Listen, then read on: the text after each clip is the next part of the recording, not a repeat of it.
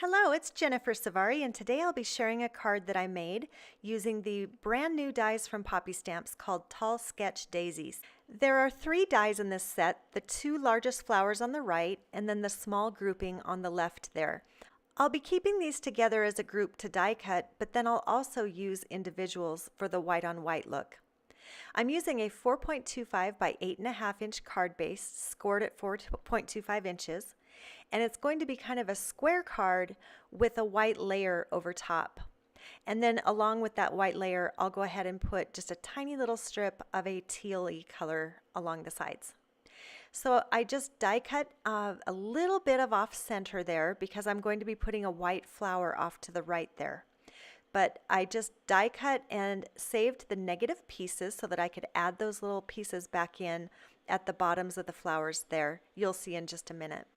Next, I die cut the flowers again using some white watercolor note card. And you'll see here in a second what I do with that. But then it was time to just glue the little strips on to the back of the piece there. And this was just super simple. I left about 1/8 of an inch on each side. And this will create just a little bit of color, and then I'm going to add a little crystal that's the same color, just for a little splash there. Next, I just went ahead and used my tape runner to apply some adhesive around the corners and edges. But then I wanted the edges of the flowers to be really crisp and glued down. And so I just went along the edges of the flowers with some glue. Trimmed off the little blue leftovers there, and then just adhered that to the card base.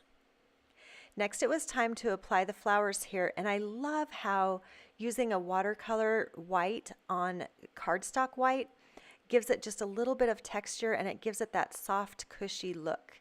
And so I'm going to be using this technique again for sure.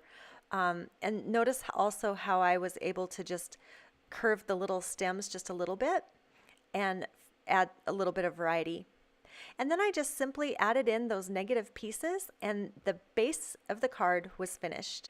Next, I just applied glue to the centers so that I could add just a very light colored Swarovski crystal that matched the Kraft Cardstock. And using it on the white and the Kraft really pulled all the little flowers together. And then I just couldn't resist. I used a teal one for the big flower. And then I had a little bit of glue left over, so I just used my eraser to get rid of that. And even though it's a square card, it fits so nicely in an A2 size envelope, and it's a great size for a card.